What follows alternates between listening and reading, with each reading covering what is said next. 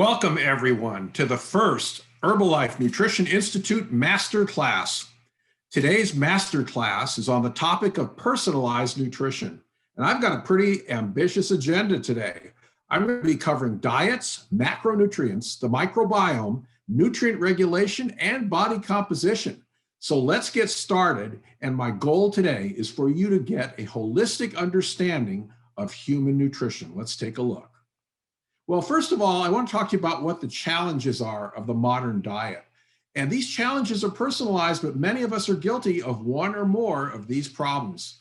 First of all, excesses, excess sugar, excess salt, excess alcohol, tobacco, trans and saturated fats, chemicals in our foods, and simple carbohydrates. On the other hand, many of us have insufficient amounts in our diet of protein, plant protein, vitamins, minerals, good fats, fiber, and water. So one of our purposes today is going to be to take an inventory of all these substances in your diet and see how we can personalize it to get the best result for you. Well, obesity is the result of these imbalances. And as you can see on this slide, this is a global problem affecting many, many different countries with an increase between the years 2000 and projected out to 2030. It's a serious problem. That problem is typified here in the United States. As we look at obesity in America, just between 2000 and 2004, it goes from 30% to 42% in our country, with severe obesity doubling from 4.7 to 9.2%. So this all started back about 1970 to 2010, but clearly it's a global epidemic of obesity, and it's particularly bad here in America. Well, U.S. food habits explain some of this. If we look at the U.S. food habits between 1970 and 2010, what we see are lots of starchy foods: white bread, cereals, pasta, rice, potatoes, beans, and chestnuts. Chestnuts, not so much, mostly a Christmas thing, but starchy foods, clearly a problem. If we look at what Americans ate between 1970 and 2010, they ate 505 more calories per day on average in 2010 than in 1970. That's 2,544 versus 2,039 calories per day. So the increases were for grains such as white bread: 409 calories in 1970, 582 calories in 2010. Oil and dairy fats went up from 346 to 589 calories, and added sugars went from 333 to 367 calories. So we can see this pattern of foods that promoted obesity. And what did the United States government do in 1992? Well, they approved what's known as the U.S. Department of Agriculture Food Pyramid. Now, I don't blame the advisors who did this. This was a really good effort on their part, because actually the food manufacturers wanted to turn the pyramid upside down so it would be facing downwards with a less of the oils and things at the bottom. But in fact, what they ended up with was recommending more starches and grains at the bottom, 6 to 11 servings, without differentiating between whole grains and refined grains. As we'll talk about, that's an important distinction. The next level up was fruits and vegetables, and they divided those into 2 to 4 of fruits and 3 to 5 of vegetables. If you combine those two, they really belong on the bottom of this advising pyramid. As we go up, they show meat and poultry and dairy products with their own groups. And then at the top, salts, sweets, oils, and fats, which then dribble down through the pyramid as there are hidden fats and hidden sugar in our food supply. Now, this was updated after a lot of controversy into what's called MyPyramid.gov. And that one included steps to a healthier you. So we have this individual climbing these stairs and exercising. Well, that's a nice addition.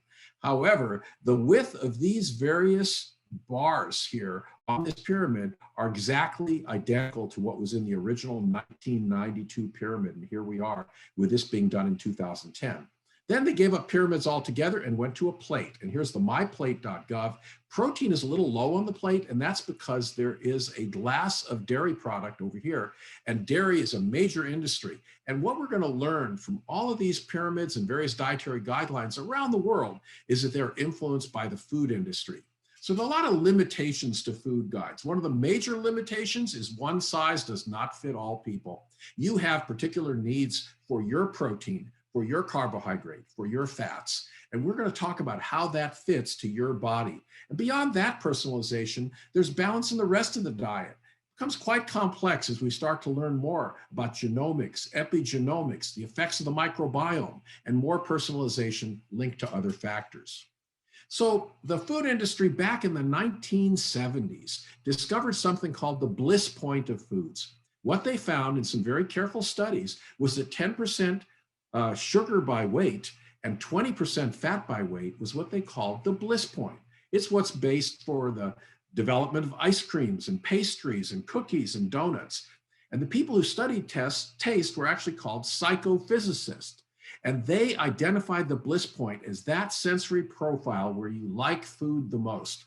So these are foods that are really hard to eat just one, as they used to say about potato chips. These foods call out to you from the refrigerator, and they're a major element of poor diet because you want to eat more of them. So personalized nutrition actually embraces how each of you is unique and that we're all biochemically individual. Personalized nutrition within the limitations of current methods looks at the web-like interaction of physiological factors, including hormones, genes, diet and lifestyle, environmental toxins, and digestion for a holistic view of personalized nutrition. Now let's start with the dietary macronutrients. That's a simple place to start. These are the largest classes of nutrients: protein, carbohydrates, and fats. Most foods, though, are combinations of more than one macronutrient. The energy yield of these macronutrients is well known. Carbohydrates are 4 calories per gram, proteins 4 calories per gram, and fat packs a wallop of 9 calories per gram. That's why the idea of using more low-fat foods was so popular in the 1980s. But the body uses and stores these macronutrients in very different proportions than they are found in the diet. As shown on this slide, your dietary calories may be 15 to 30% protein, 25 to 35% fat, and 55 to 60% carbohydrate, as shown on the myplate.gov. However, your body stores this very, very differently. It turns out that carbohydrate has to be stored together with water. It weighs a lot, so our bodies only store 1,200 calories, or about 300 grams of carbohydrate, as glycogen in our muscle and liver. Protein, we store about 54,000 calories, but most of this is functional. So if you lose more than half of it, your immune function goes away and you're susceptible to life-threatening infections. So we really like to say about half of that 54,000 can be available to convert protein to carbohydrate.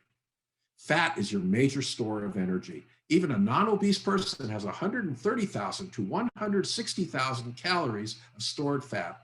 And do you know that fat weighs the same amount, about 13.5 kilograms, in the mythical 70-kilogram man as the 54,000 calories of protein? So it's a very efficient place to store calories. Now, a lot of people like to count calories. That's a very old method of weight management. And it turns out that carbohydrates, protein, and fat are handled very differently in your body. When you exercise, you burn calories, and you also burn calories at rest. So there are really 3 components of energy expenditure: resting metabolic rate, exercise or physical activity, and the thermic effect of food, which is what happens when you digest food and have to incorporate it into your body. Now, one point I want to make is that there's great interconvertibility of macronutrients. Your body is able to interconvert various macronutrients into the other forms, from protein to carbohydrate to fat. Some of these are more difficult than others metabolically, but they're all possible. The most common one is to take fat, which is called a triglyceride. It has a 3-carbon backbone called glycerol. That can then be converted into glucose. The fatty acids can be put into what's called the tricarboxylic acid cycle to make energy in the form of adenosine triphosphate, or ATP. The amino acids are related to the carbohydrates because some of the amino acids, glycine, serine, and alanine, can be converted into carbohydrate glucose. These are called glucogenic amino acids. Other amino acids fit into the fat pathway. So this is how macronutrients can be interconverted. The body needed this because you never knew throughout the history of mankind on this earth when you would be dependent on a high-fat, high carbohydrate, or high protein diet. So the interrelationship of carbohydrate, lipid, and protein metabolism is that any energy nutrient can fuel the body short term. Some amino acids can be synthesized into fat or carbohydrate. Most amino acids are precursors for carbohydrate and fat synthesis. The tricarboxylic acid cycle, which actually exists within the energy factories in your cells called the mitochondria, can go in either a direction of making energy, or it can be reversed and take up some of these substrates from protein, fat, and carbohydrate and build others. So it's what's known as either an anabolic, that is a building, or catabolic breaking down pathway. And several tricarboxylic acid cycle intermediates form carbon skeletons of amino acids and serve as precursors of glucose. Protein, unlike carbohydrate and fat, is a dynamic nutrient. What do I mean by that? What I mean is that instead of just being taken up and stored if there's too much, protein is constantly being broken down and built back up again. The protein in your food is digested in the intestine into what are called amino acids. There are 21 common amino acids, and of these, 9 are what are known as essential, which means your body can't make them. You have to get them in your diet, just like vitamins and minerals. Once you have all those amino acids, you reshuffle them into all the thousands of proteins that you need in your body for various purposes and make that protein. So therefore, as we look at the diet, it's important to analyze, do you have the right amounts of essential and non-essential amino acids in the proteins you eat? And the way we assess that is something called the Protein Digestibility Corrected Amino Acid Score. And what that looks at is the levels of these amino acids in various proteins. Shown in the 4 blue bars are complete proteins that have all the essential and non-essential amino acids. Proteins like soy, dairy, and egg protein. And then you can combine some of the plant proteins shown in the orange bars, which are missing some of the amino acids, into complete proteins by properly combining them. So the essential and non-essential amino acids are well known. The essentials, again, can be taken in from the diet, but cannot be made in the body, whereas the non-essential amino acids, they can be shuffled around. So you can make one amino acid into another through biochemical reactions. Now, protein builds up and breaks down muscle protein all day long. So after a meal, amino acids from the protein you ate go up in the bloodstream. These are transported into the muscle cell where they promote new muscle protein synthesis. Between meals, when you're not eating, the amino acid levels in the blood go down, the amino acids come out of the muscle, and there's muscle protein breakdown. So you need to have a proper balance of protein with every meal and after exercise, as we'll talk about. And breakfast protein is particularly important because you've not been building protein all night while you were asleep. Now, to maintain muscle, you also need exercise. People who are sedentary can lose as much as 3 to 5% of their muscle mass every 10 years after the age of 30. Even if you're active, you're still going to have some muscle loss with aging. With the right amount of protein and regular exercise, resistance exercise, aerobic exercise, along with increased protein, can reverse some of these changes of aging. So remember to have 20 or more grams of protein within 30 minutes to 1 hour after a 30 to 45 minute exercise session. Now, protein intake at mealtime is also important. Many people eat too little protein at breakfast, a little more at lunch, and way too much at dinner.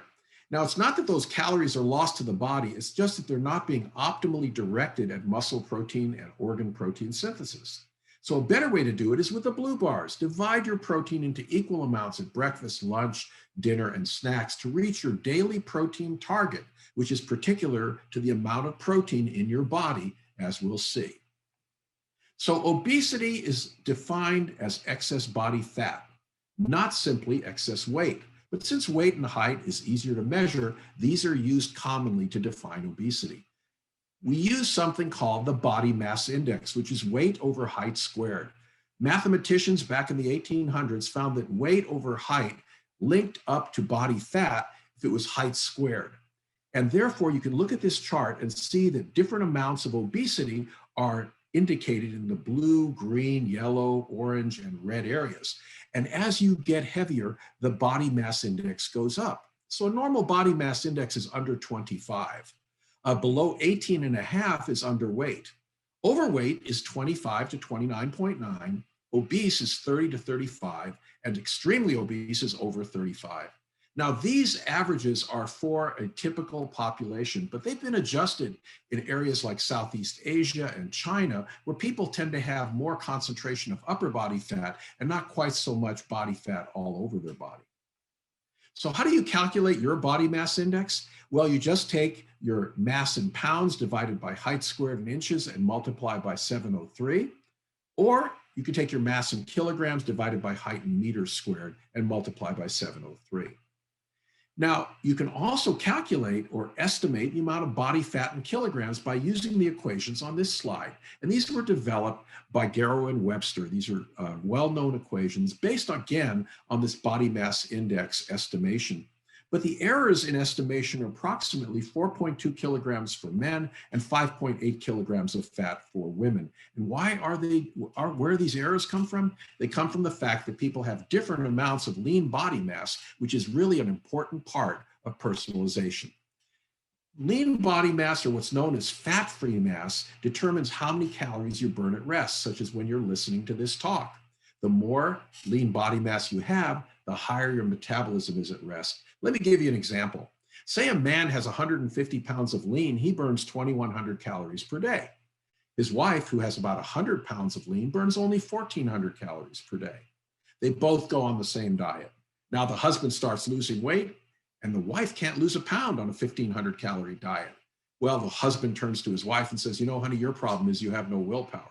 Her real problem is she has a lower metabolism, so therefore it's harder for her to lose weight on that same diet where the husband is losing weight because he has a higher metabolism due to higher lean body mass. How do we measure that practically? Well, you can use bioimpedance analysis. This is a method where you put a very tiny electrical current through the body, and a machine has a computer in it that looks at the percent lean, because lean is mostly water and it conducts electricity. Fat is an insulator and it does not. Now, there are other things that are neither lean or fat, and that's the bone mineral. And so the body has to be estimated using some various mathematical equations. So again, this is an estimate, but it's a very practical estimate, and it's much more accurate than the body mass index, which we indicated has that 4 to 6 kilogram error involved. Another great way to use the principles we used in bioelectrical impedance, but also get a picture of where the fat is located, is called magnetic resonance imaging. And this is a method where radio waves produced by a coil are aimed toward the body, and the radio waves create magnetism within the tissues of the body so that the water behaves very differently than the fat. And this actually creates a picture shown on the right side of this graph.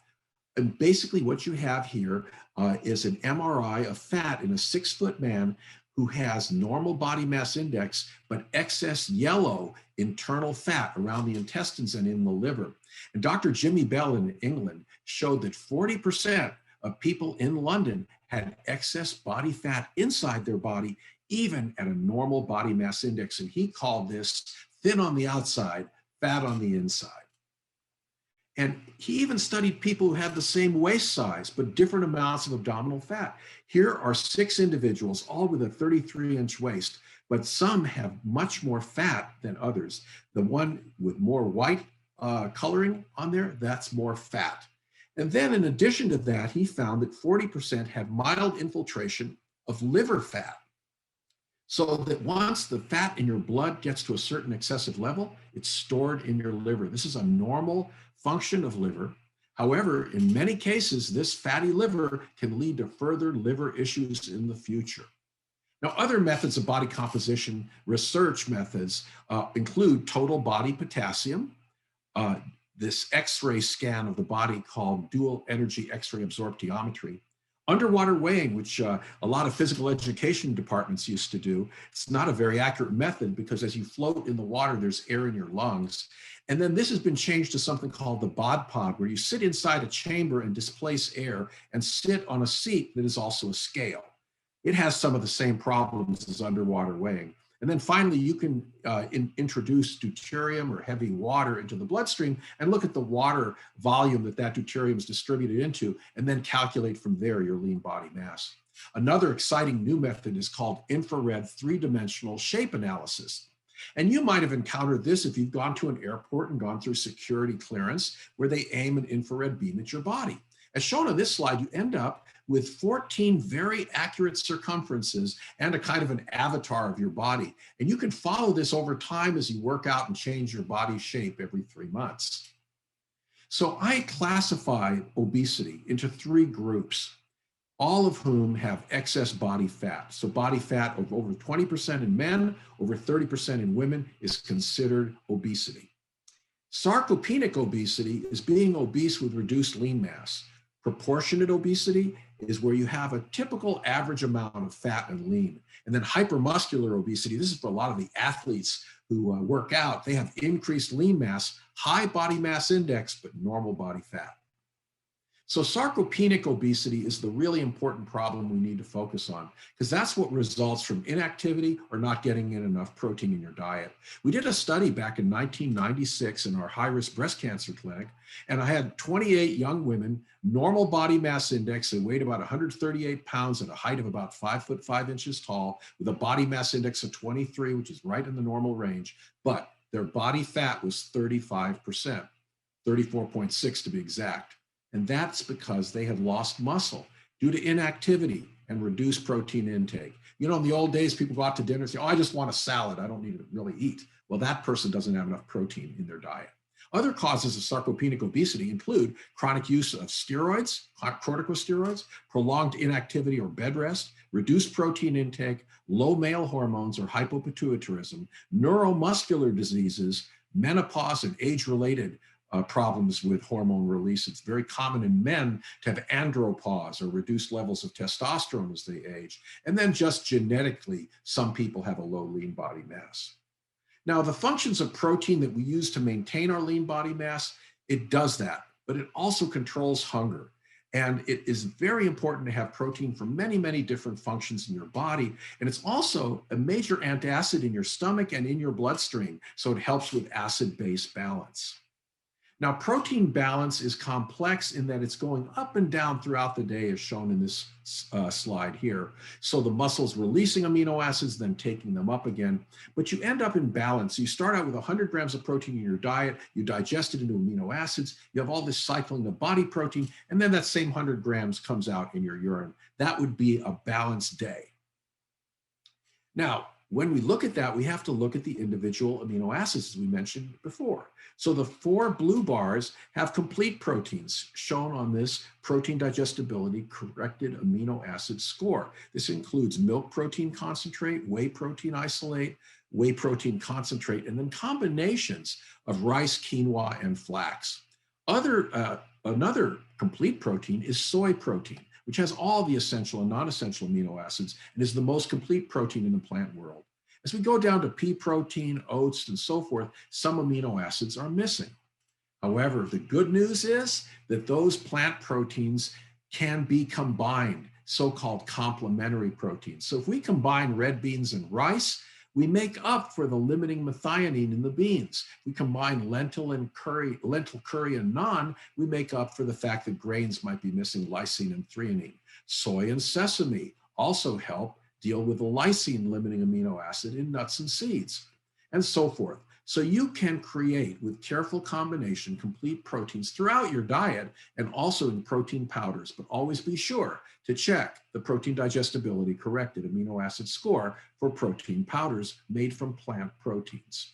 One index of protein balance is nitrogen balance. And you know there's nitrogen in all of the amino acids, but as you can imagine, all the amino acids have different molecular weights, different structures. Different proteins have different structures. But for this, we assume that every protein has an average amount of nitrogen. And we look at the nitrogen balance by looking at how much protein nitrogen you get in your body and how much you put out in the form of what's known as urea. Now, the earliest studies on this were done in 1973 on medical students in a cafeteria. They were fed egg protein. And what they found out was the nitrogen balance evened out at 0.6 grams per kilogram body weight per day, and at 0.8 grams per kilogram body weight per day, they were in positive nitrogen balance. Now, that created what was known as the recommended dietary allowance of the minimum amount of protein that people should have around the world. However, a new concept called dietary reference intake was then developed by the Institute of Medicine, and this individualizes protein recommendations more. So endurance athletes need 1.2 grams per kilogram body weight per day for their dietary reference intake, because as you can see, they don't go into positive nitrogen balance until you get to that level of protein intake. A weightlifter with much larger lean body mass needs 2.5 grams per kilogram body weight per day for his or her dietary reference intake. So the dietary reference intake becomes an acceptable range between the RDA and the upper limit, which is where you're getting perhaps too much protein. And that range is between 10% of calories and 35% of calories. Now, seen a different way, the acceptable intake is between 0.8 kilograms per kilogram body weight per day and 2.5 grams per kilogram body weight per day, which is between 10% of calories and 35% of calories from protein. Now, we've chosen about 30%, which is shown by this gold star, well within the acceptable range. So we are not recommending a high protein diet. We're recommending a dietary protein intake that's the right amount to control hunger and build muscle. And what is that recommendation? Well, the RDA calls for 0.8 grams of protein per kilogram of body weight. For practical purposes, that comes down to about 0.5 grams per pound of lean body mass, which is about 15% of calories. For strength training activities, for maintaining your lean mass as you age, we recommend 1 gram per pound of lean body mass, and that is about 30% of calories from protein. So who needs more dietary protein? Can we give the same amount of protein to these two people and expect it to support their lean mass? Obviously not. It depends on the amount of lean body mass. As you can see, this marathon runner has much less lean body mass than this fitness model. So how much protein do you need? It is personalized based on your lean body mass. Now let's go on to carbohydrate. The main function of carbohydrate is to supply energy. So let's take the example of an athlete who's gotten all the protein he needs to support lean body mass, but he's got to do a lot more work. He's a swimmer. He's going to swim miles every day. The extra calories now come from carbohydrate once you've supported your lean mass. It spares protein from use as an energy source. And to be honest with you, protein's rarely used as an energy source. You'd have to run 100 miles a day to start really burning protein. The body spares protein, burns energy from fat and carbohydrate during exercise. And the other function of carbohydrate, especially the simple carbohydrate sugar, is to provide flavor and sweetness to foods. So we classify carbohydrates as monosaccharides, that's single atoms of carbohydrate, or molecules of carbohydrate, disaccharides, which are combinations, and polysaccharides. So monosaccharides are glucose, fructose, and galactose. Disaccharides are sucrose, which is table sugar, a combination of glucose and fructose. Lactose, or milk sugar, a combination of glucose and galactose. And maltose, found in starches. Polysaccharides include starches that have longer combinations of glucose, glycogen, and maltodextrin. Complex carbohydrates include most dietary fibers, and these are divided into two groups. The soluble fibers that are not digested by us as humans, but by the bacteria in our gut, the microbiome. Insoluble fibers are neither digested by us or by our bacteria. They're indigestible, so they help with bowel movements, but they are not digested for calories. Now, highest percentage of carbohydrates, calories are in sugars, jams, honey, plain potatoes, fruits, and juices. The next highest are in rice, bread, pasta, and refined cereals. Then whole grains, beans, and vegetables. There's essentially no carbohydrate in meat, eggs, poultry, oils, butter, or margarine. And in the US, can you believe it? The top 5 sources of carbohydrate are white bread, soft drinks, pastries, added sugars, and potatoes. Now, sweeteners in the diet include both nutritive sweeteners and non-nutritive sweeteners, or what are known as artificial sweeteners. Sugars and sugar alcohols are the typical nutritive sweeteners. The primary source of sugar is high fructose corn syrup in a lot of foods. This is what's found in colas and other soft drinks. There's no advantage to honey, brown sugar, or maple syrup. In fact, there are 61 names for sugar on labels of foods because they want to hide the fact that there's sugar in those foods. Now, sugar alcohols you may be familiar with in sugar-free gums. They have an advantage for tooth decay because the sugar is not available to the bacteria in the mouth to convert them into acid, but they do get digested ultimately by your gut bacteria, and they have calories. These include sorbitol, mannitol, xylitol, and erythritol. Non-nutritive sweeteners are the artificial sweeteners. And what you notice about these is they're all much sweeter than sugar. Saccharin is 300 times sweeter, aspartame 200 times sweeter, sucralose 600 times sweeter. And so what you find with all of these artificial sweeteners is that when you have a packet of them, they put a little bit of sand in there so it'll sound like sugar when you move the packet, but they are very, very sweet. And they're often sweeter than the same amount of sugar that you would put into coffee. So in a way, they can trigger overuse of sweeteners in the diet.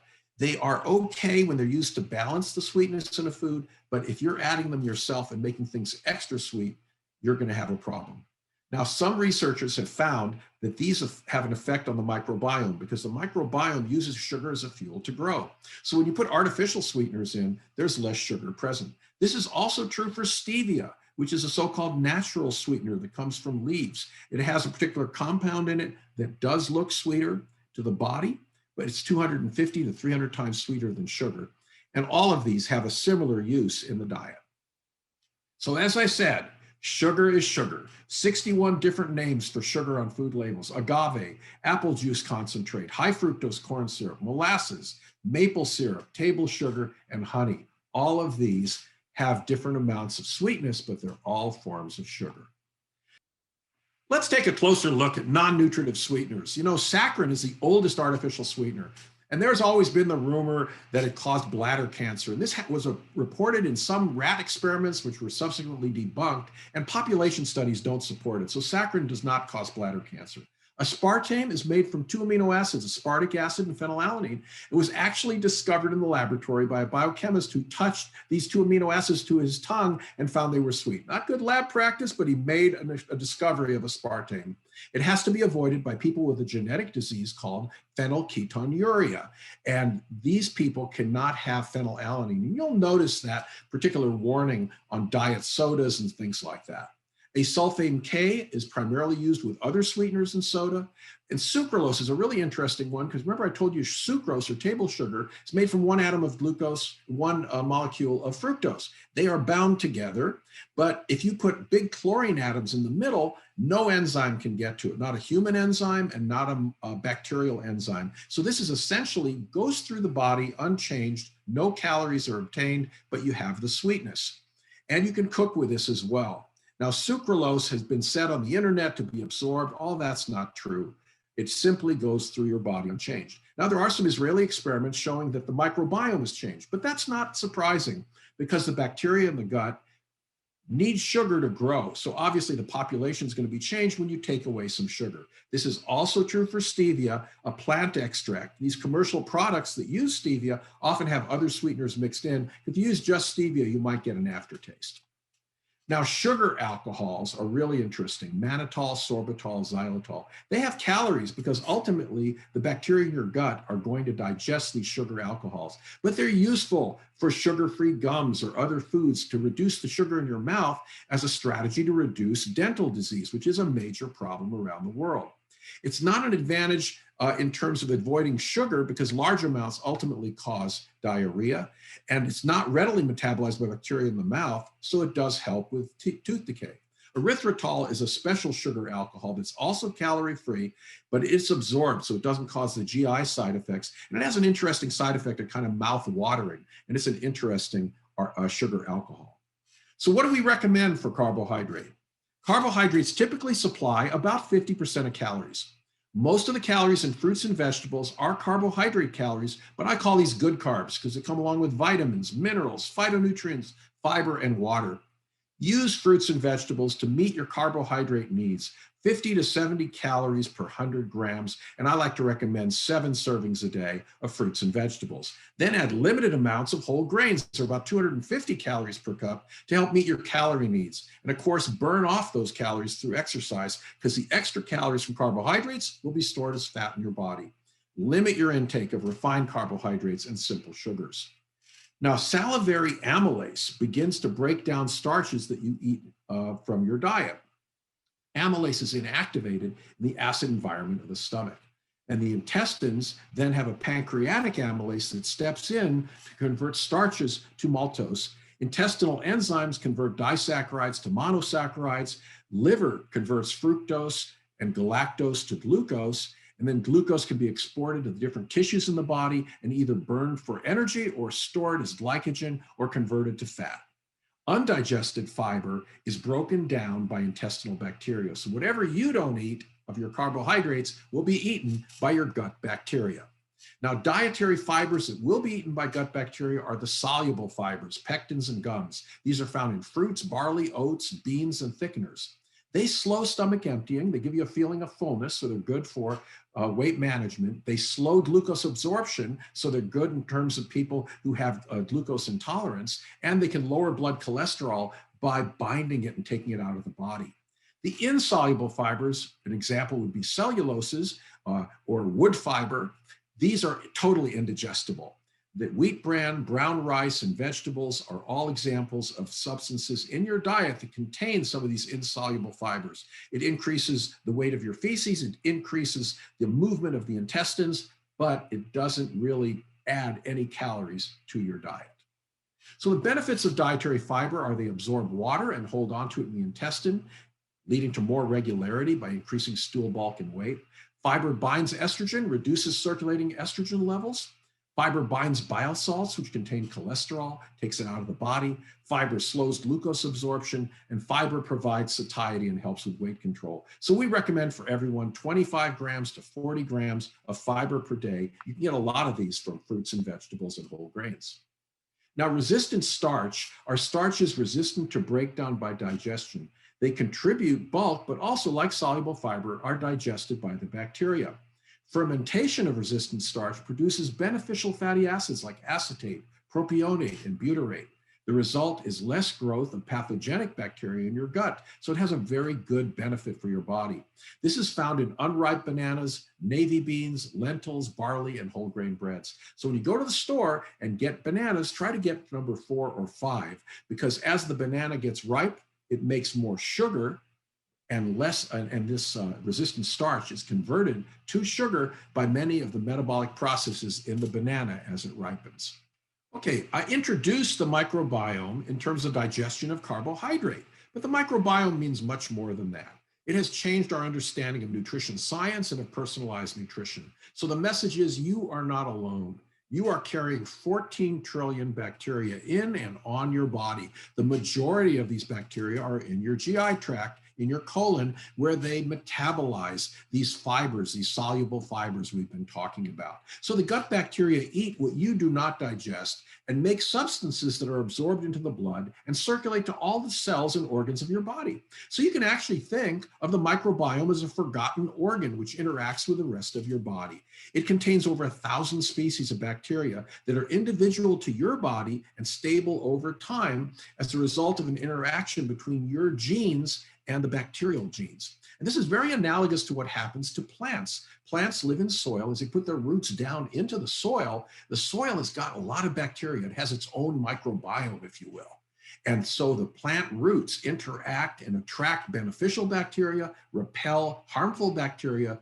Your body does the very same thing. So in any given person, your microbiome is pretty stable. And shown on the slide, the various colors correspond to large families of bacteria. As you can see, throughout the year, the bands stay pretty constant, except for a short period where the green band of proteobacteria came up, and that was during an intercurrent illness. So as long as you're healthy, your microbiome is pretty stable, and this has a lot of impact on your personalized nutrition. The original human diet was based on fruits, vegetables, and all plant parts rich in fiber, phytonutrients, vitamins, and minerals. In the last 50 years, we've seen a change in our diet as snack foods, rich in fat, sugar, and salt, have swamped our bodies with just enough vitamins and minerals to avoid deficiency disease, but not enough of the things we need from this rich plant pharmacy that we call phytonutrients. There are over 10,000 phytonutrients identified. So you affect your microbiome by what you eat or do not eat, and the microbiome affects your body and your immune function by the products it produces. The gut microbiome amazingly also has a daily rhythm, just as we have. Feeding and fasting rhythms are influenced by signals from the gastrointestinal tract, which connects to your brain and to your biological clock. The gut microbiome, bile acids, hormones, nutrients, and substances made by the gut bacteria circulate in the blood. And so the microbiome circadian rhythms are influenced by diet, the time of eating, and your central circadian rhythm, which is then affected by night and day and where you are on the globe. So if you fly from one time zone to another, you may throw this off, explaining why a lot of people with long distance flights have gastrointestinal disturbances and they disturb their microbiome. Regular meal times help to regulate the microbiome. So part of your balanced nutrition and healthy active lifestyle should be to eat those meals at approximately the same times whenever possible. Now, a study done by Israeli researchers in 2015 showed the importance of the microbiome and how much blood sugar rises after eating particular carbohydrates. What they found was that two people eating the very same carbohydrate could have a very different response. And they tested 800 people with many, many different carbohydrates and different meals and different foods. And what they found was that in the same person, it was highly predictable because the microbiome was stable, the rise in blood sugar was stable. However, in different people, they could be very different. So in one study, they looked at the response to sourdough bread versus white bread in different individuals. And what they found was within the same individual, the blood glucose response was very similar. However, in different individuals, it was very different. And the differences could be accounted for by differences in the gut microbiome. So having your stable microbiome, eating a diet rich in plant foods, having the right amount of fiber can help you with controlling your blood sugar. And this is very important because many people have problems with blood sugar control. As you know, type 2 diabetes is associated with obesity. It's another global epidemic, and it has to do with the effects of having too much blood sugar in your blood, putting a strain on your pancreas and insulin secretion over many years. So which carbohydrates and fats should you eat? Well, let's talk about a good carb, good fat diet. Both low carbohydrate diets, where you're trying to minimize the carbohydrates to a really low level, or high fat keto diets, where you get the fat to a really high level, cause confusion and they're hard to follow. So how much and which carbohydrates and fats should you eat? Well, choose carbohydrates that have what's known as a low glycemic index, or GI, at meals. That means that the rise in blood sugar, as shown on the slide, is going to be lower than a so-called high glycemic index diet, which would be the high refined carbohydrates or high sugar foods. The rapidly absorbed sugars are good for you during exercise in limited amounts, such as in a sports drink, but you want to have most of your diet provide carbohydrates with low glycemic index, including products like protein powders, which have a low glycemic index. So choose your fats carefully as well. Use olive oil and avocado oil for cooking. Try to avoid vegetable oils high in omega-6 fats, and then have ocean-caught fish or take fish oil supplements while eating a low-fat diet to maximize the effects of the added fish oils in your supplements. Well, we've talked about glycemic index, which indicates how much blood sugar rises after eating a particular food, but it's also important to understand glycemic load, at least for researchers in this field. Now, the glycemic load is determined by multiplying the glycemic index by the number of grams in the particular food you're eating divided by 100. And this glycemic load actually clarifies certain problems relative to weight management. For example, let's look at carrots and carrot juice. A carrot has relatively low calories, but the sugar in the carrot has actually got a high glycemic index, but you get very little of it in a single carrot. If you take 2.5 carrots and make a glass of orange juice, now you've got a high glycemic index and a high glycemic load. Whereas with a carrot, you've got a high glycemic index, but a low glycemic load. This applies to lots of foods in the diet, but as you can imagine, the numbers become very complex, so it's easier to just choose low glycemic index fruits and vegetables. Now, color is another important way to encourage more fruit and vegetable intake. Most Americans eat only 3 servings, and I like to joke it's iceberg lettuce, French fries, and ketchup. The recommendations really range from 5 servings a day to 7 to 9 servings per day of 100 grams each. And this is easy to accomplish with a meal plan. And the benefit is all those color groups have different families of phytonutrients that have different functions in the body, and that diversity helps your microbiome, and it helps all the cells and organs in your body. Now, fiber supplements are important because most people don't get enough fiber in their diet. Most people just eating a typical diet might get 10 or so grams of fiber per day. You need 25 to 40 grams of fiber per day from foods and supplements. Soluble fiber, as we've said, is digested by gut bacteria and contributes to a healthy microbiome. Insoluble fiber passes through the gut and moves the intestine, contributing to regularity. Soluble fiber also swells in your stomach and promotes fullness, so it helps with weight management. Adding fiber or fiber-rich fruits to your protein-rich shake can make it thicker and more filling, so have fiber as part of your diet.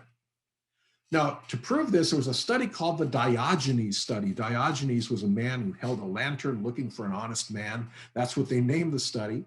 But in fact, it's a diet study, which also included some genetic studies. I guess that's where they got it from. But it was in 8 European countries. It was a randomized, controlled, multi-center trial. And what they did was they randomized people who had lost weight over a period of time of 12 weeks on a very low-calorie diet. And then after they lost the weight, they took the successful weight losers and randomize them to 5 different diets, including a controlled government-advised diet and every combination of low protein at 15%, or what they called high protein at 30%, which is our recommendation, and low or high glycemic index. And what they found was the only group that did not regain their weight over a 6-month period was the high protein, low glycemic index group. So this showed that protein and good carbs work together at constant fat intake for weight maintenance. Very important insight that came from this 8-country study. Now, fats in foods, meats, dairies, poultry, and fish, butter, margarine, mayonnaise, they all have different fats, as do nuts, avocados, and coconut. There are hidden sources in sauces, gravies, creamy soups, baked goods, mixed dishes, and fried foods. But nearly all the fat you eat and store are what are called triglycerides, 3 fatty acids on a 3-carbon backbone. So the types of fats are either saturated, polyunsaturated, or monounsaturated fats, and they are often found together in the same food because there are 3 fatty acids. So we name the fats by the preponderance of what type of fatty acids they have. That sometimes leads to some confusion, but all fats, whether they're healthy or unhealthy, contain 9 calories per gram, and excess fat is stored as body fat. So when it comes to fat, you are what you eat, and I can take a sample of your body fat and tell what types of fat you've been eating over the last 2 years. It takes 2 years to turn over your fat. Last one in is first one out. Physical properties of fats are also important. Straight chain fatty acids are solid at room temperature, as in butter that you're familiar with. Unsaturated fats have kinks in them and tend to be softer or liquid at room temperature, like vegetable oils. Hydrogenated fats are made by chemically driving hydrogen into these polyunsaturated fats, making what are called trans fats. And these were originally used to replace lard in French fries. So in the 1950s, French fries actually contained lard. They just stick up in those little boxes and they would stand up at room temperature because the fat was solid.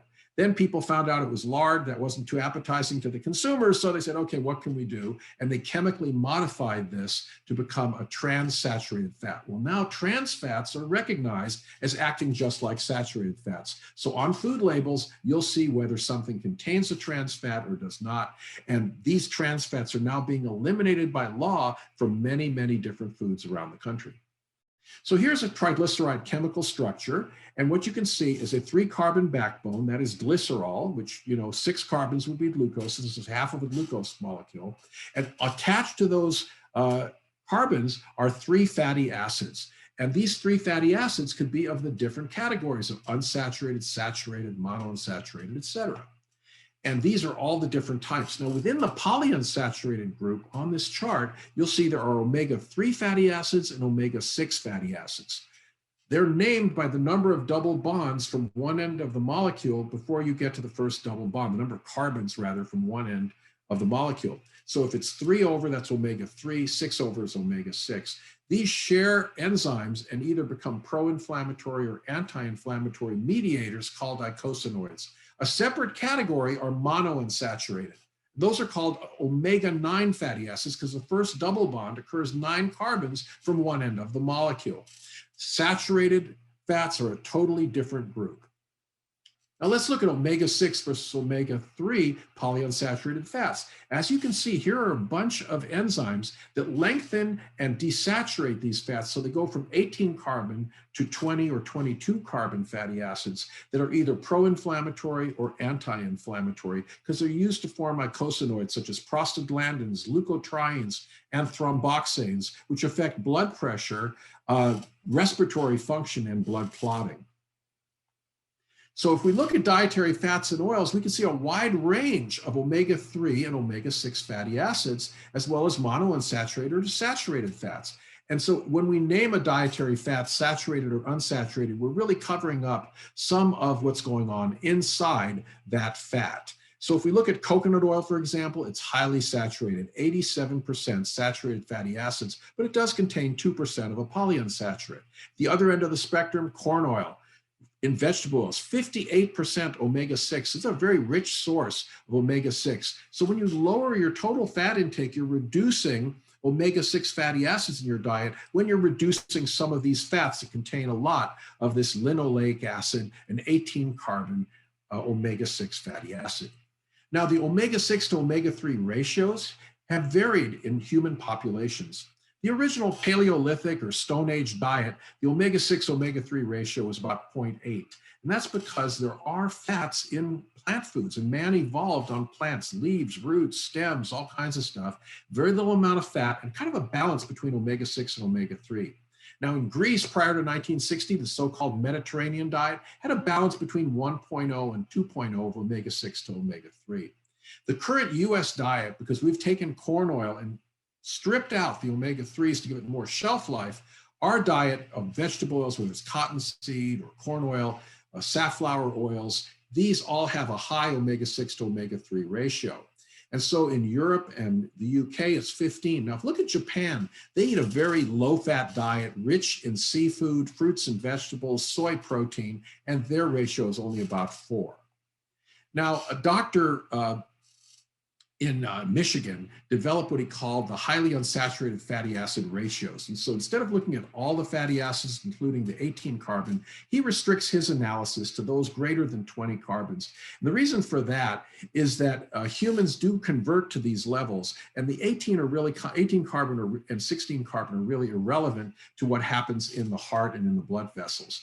And so when we look at a correlation of the proportion of omega-6 fatty acids greater than 20 carbons to omega-3, we find that the highest levels are in the US, and they have the highest risk of cardiovascular disease. As we go down to Japan and Greenland, we see much lower ratios, and of course they have a much lower amount. Now it's a proportion, not a ratio, and that is the proper way to look at it, because if you just use the ratio, you end up with a curvilinear relationship of risk. And this is something that Dr. Bill Lanz, who is a famous professor, was at the University of Michigan for more than 30 years. I invited him as a visiting professor to UCLA, and over the salad, this professor lectured me. He said, "David, it's not a ratio, it's a proportion." And you actually look at chemical equations, that's what they do. So you take the amount of omega-6 over the total omega-6 plus omega-3. That's how you get the proportion, and it's not a ratio.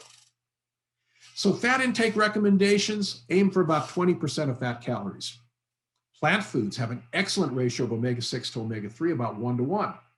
Diets high in vegetable fats have a very unbalanced ratio of omega-6 to omega-3, about 20:1. This is what you're going to find in your processed foods, your fried foods, all kinds of frozen foods. Keep added fats also to a minimum, especially when you're cooking. Spray on your fats. Try to use olive oil, which is a monounsaturated fats. The healthiest fats, omega-3 and omega-9, are found in fish, tree nuts, olive oil, and avocado, which is a great substitute for salad dressing. Now, we need fat. Body stores of fat in a lean 70-kilogram man are about 120,000, 130,000, 160,000 calories. And why do we need that? Because during starvation, the big guy on his Harley that gets lost in the desert is going to outlast the guy who's been running in the desert, because he has more body fat and he can survive for a much longer period of time by using the energy in that stored fat. And that's the real reason why obesity is so common. Fat was good for us until we got to this modern diet that's full of these snack foods and French fries and too much sugar. Fat was good for us when we were running around in jungles looking for enough food to live on and we're on the verge of starvation. So fat fatty foods were all preferred by ancient man. So what's this whole thing with keto diets and ketogenesis? Well, it turns out that ketones are very important metabolites in your body. When you're sleeping, you're not eating. And at that time, your body starts to produce ketone bodies from fatty acids. It starts using that fat energy right away. Now, fat's not soluble in water. We all know oil floats on water. So the liver converts the fatty acids into what are known as ketone bodies, which are water soluble and can be distributed to different organs in the body. You make acetone, acetoacetic acid, and beta hydroxybutyrate. These are all energy sources derived from fat.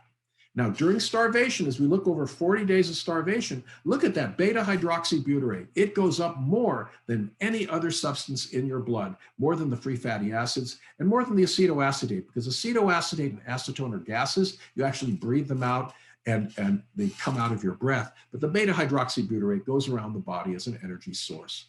So here's the summary of what we've been talking about, what I call Nutrition 101. Let's go back to protein, the first nutrient, the most important one. The amount you need and the quality is very important for maintaining lean body mass. Fat, again, the amount and quality relative to your fat mass is very important. Carbohydrates, a limited amount is stored in the body, about 300 grams. You burn it off daily during exercise. Your microbiome is important in digesting it. And simple sugars are much different than refined carbohydrates. So refined carbohydrates get easily converted to fat and increased fat storage occurs. Your body normally carries 1 teaspoon of sugar or 5 grams in the bloodstream. When you have more than that in high sugar foods, that sugar goes to the liver and it is converted to fat unless you burn it off during exercise. So if you're having a sports drink and you're on the treadmill, no problem. Sitting in front of the TV and you're running the remote, that sugar is going to be converted to fat. So personalizing nutrition that we've talked about today, we don't have all the answers yet. But personalized nutrition today starts with a lifestyle questionnaire, body composition for protein recommendation, blood testing for biomarkers like cholesterol and insulin and glucose, microbiome and genetic testing, more limited, but they are getting available. Food intake based on electronic diaries and evolving technologies. We learn more about what is in our foods. Believe it or not, a lot of the databases have inaccurate information. Physical activity, heart rate, and your movement using a global positioning or GPS can be used to measure movement, pulse, and blood pressure with wearable devices like the smartwatch that I'm wearing. That's an area that's going to evolve. Feedback on responses can be provided to individuals so diet and exercise behaviors can be optimized through personalized nutrition. And then personal and online coaching can be combined since nothing can approach the personal relationship developed with a coach. And personalization evolves as you transform your body, changing how your genes are activated and how your body is shaped, which is something we can now follow with 3D body shaping.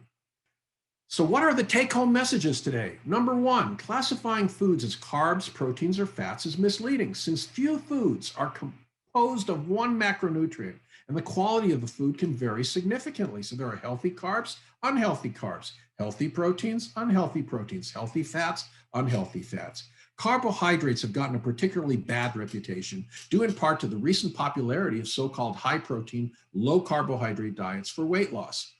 Fat still counts. A high carbohydrate diet could be plant-based. A whole food diet with phytonutrient-rich fruits and vegetables as the base, with a moderate amount of whole grains and healthy low-fat proteins to balance nutritional needs. Use your healthy fats sparingly. They're 145 calories a tablespoon. Many of the popular high-protein diets also consider all proteins more or less equal, but high-quality proteins are distinguished by having essential and non-essential amino acids. So balance is the unifying principle of personalized nutrition and a healthy, active lifestyle. I want to thank you for taking the time to listen to this master class of the Herbalife Nutrition Institute on personalizing nutrition. This is a great way to understand all the aspects of nutrition, to cut through some of the false messages. And I want to thank you for taking the time to listen to this, and I hope to see you again soon. This is Dr. Dave Heber.